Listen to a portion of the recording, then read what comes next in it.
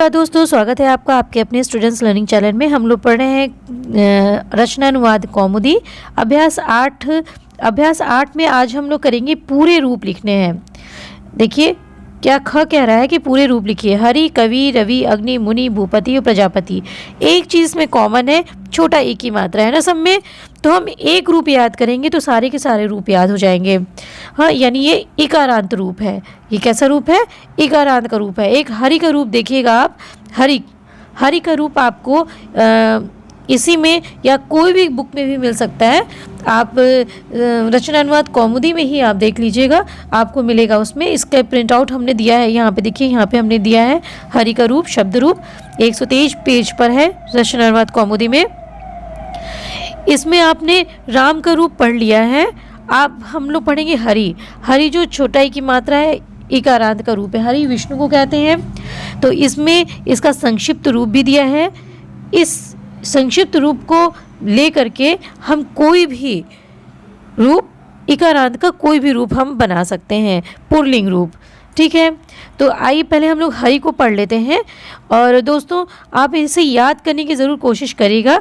ये देखिए, ये एक वचन है, द्विवचन है और बहुवचन है। प्रथमा, द्वितीया, तृतीया, चतुर्थी, पंचमी, षष्ठी, सप्तमी और संबोधन है।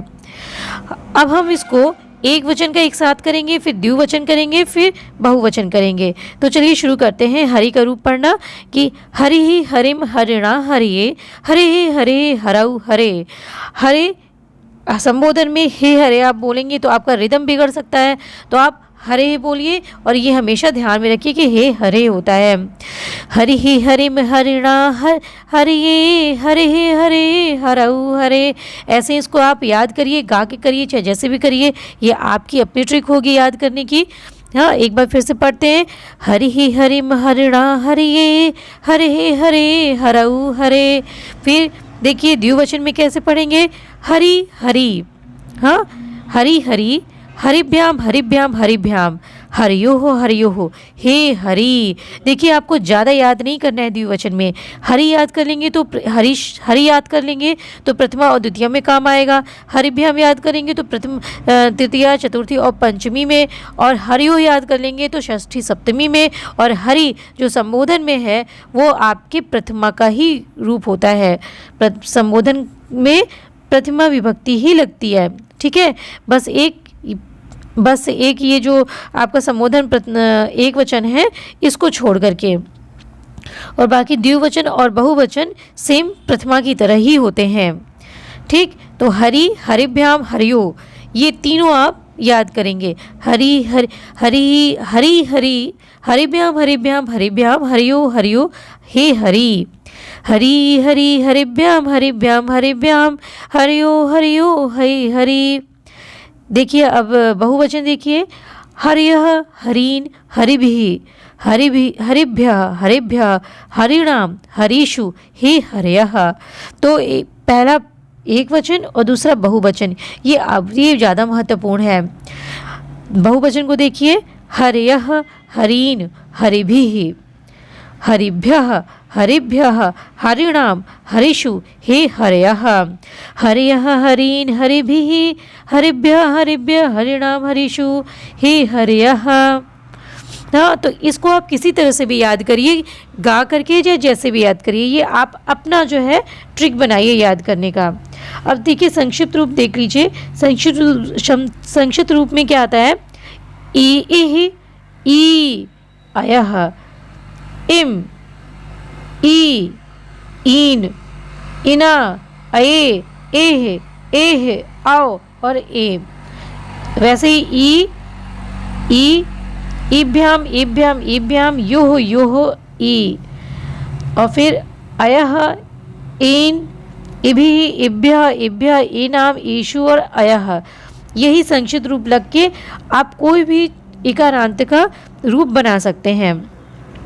अब दोस्तों आपका दूसरा दिया हुआ है कवि। अब इस हरि की तरह आप कवि को बनाएंगे तो कैसे बनेगा। कवि ही कवि में कैसे बनेगा दोस्तों।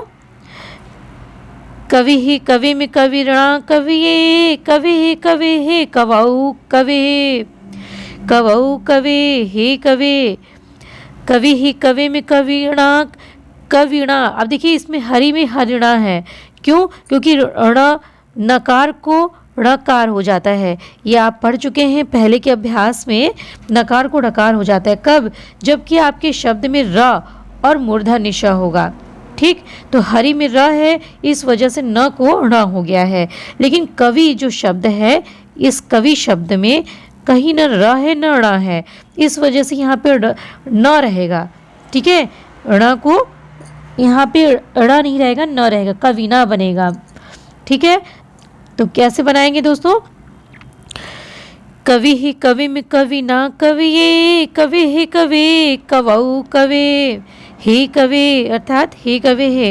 एक बार फिर देखिए, कवि ही कवि में कवीणा कवीना कविये, कवि ही कवि कवौ कवे, कवि कवि कविभ्याम कविभ्याम कविभ्याम कवयोः कवयोः हे कवि, कवयः कवीन कविभिः कविभ्यः कविभ्यः कवीनाम कविषु हे कवयः। तो देखिए तृतीया और षष्ठी का बहुवचन, तृतीया का एक वचन और षष्ठी के बहुवचन में हरिनाम है। क्या है? हरिनाम। और आपका देखिए ये षष्ठी बहुवचन में क्या है? हरिनाम है। तो आपका षष्ठी बहुवचन में क्या हो जाएगा? कवि नाम। कवि का क्या हो जाएगा? कवि नाम। राम नहीं रहेगा, कवि नाम रहेगा। ठीक है, और हरिणा है तो कविना हो जाएगा। ठीक, ये ध्यान रखिएगा, तृतीया के एक वचन में और षष्ठी के बहुवचन में ण को न रहेगा, ण नहीं होगा। ठीक है, अब आगे देखिए क्या है? रवि। जैसे कवि था, अब इसको हम रवि भी बनाएंगे। अब यहाँ पे देखिए र आया है, तो अब यहाँ पे न नहीं रहेगा, ण रहेगा। ठीक है, तो क्या हो जाएगा? रवि ही रविम रविणा रविये, रवि ही रवि ही रवौ रवे, अर्थात हे रवे। रवि रवि रविभ्याम रविभ्याम रविभ्याम रवयोः रवयोः हे रवि, रवयः रवीन रविभिः रविभ्यः रविभ्यः रविणाम रविषु हे रवयः। ठीक, अब यहाँ पे रविणा, रविणा बनेगा आपका तृतीया एक वचन में, और बनेगा रविराम, रवि राम, ये षष्ठी के बहुवचन में। क्यों? क्योंकि र विद्यमान है। ठीक है, अब आगे वाला कौन सा शब्द था? अग्नि। अब अग्नि में न र आ रहा है, न ही मूर्धन्य ष आ रहा है, तो आप ध्यान दीजिएगा कि न रहे, न बनेगा। ठीक है, अब देखिए कैसे बनेगा। एक मिनट, हाँ। अग्नि अग्निम अग्निना अग्नये अग्निः अग्निः अग्नौ हे अग्ने, अग्नि अग्निम अग्निना अग्नये अग्ने अग्निः अग्नौ हे अग्ने, अग्नि अग्नि अग्निभ्याम अग्निभ्याम अग्निभ्याम अग्नयोः अग्नयोः हे अग्नि, अग्नयः अग्नीन अग्निभिः अग्निभ्यः अग्निभ्यः अग्निनाम अग्निषु हे अग्नयः। ठीक है, आगे देखिए क्या है? मुनि। अब है मुनि। मुनि को हम कैसे बनाएंगे दोस्तों? अब मुनि में भी न र आ रहा है और न ही ड़ आ रहा है, इस वजह से यहाँ भी न का ही प्रयोग करेंगे, तृतीया के एक वचन और षष्ठी के बहुवचन दोनों में। तो एक बार देखिए मुनि का कैसे बनेगा। मुनि ही मुनिम मुनिना मुनिये, मुने हे मुने मुनौ मुने, अर्थात हे मुने। मुनि ही मुनिम मुनिना मुनिये, मुने हे मुने मुनौ मुने। मुनि मुनि मुनिभ्याम मुनिभ्याम मुनिभ्याम मुनयोः मुनयो हे मुनि।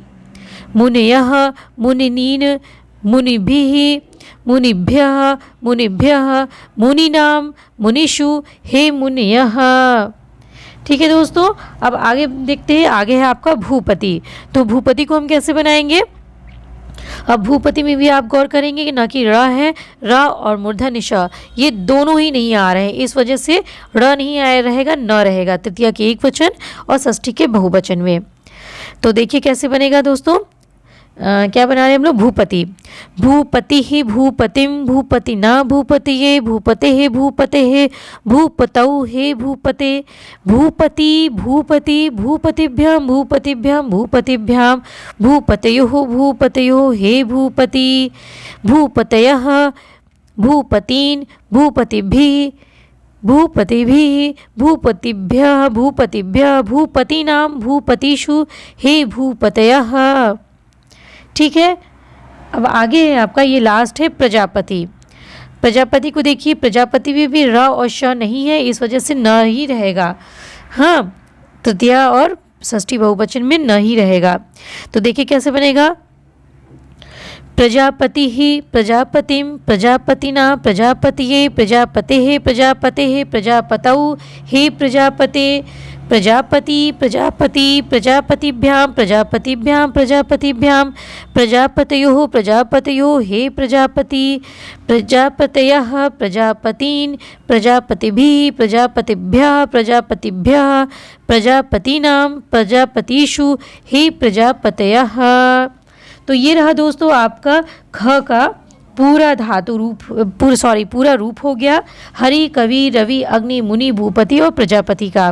तो हरि एक रूप आप याद कर लेंगे इकारांत का, तो आप सारे के सारे रूप आप बना सकते हैं। तो आप जरूर अभ्यास करिएगा इस पे। मिलते हैं हम लोग अगले वीडियो में लंग लकार के रूप के साथ में। ठीक है, तो अगला अभ्यास करेंगे ग का लंग लकार का रूप लेकर के। तो दोस्तों विदा लेती हूँ आपसे, मिलती हूँ अगले वीडियो में। तब तक लिए नमस्कार।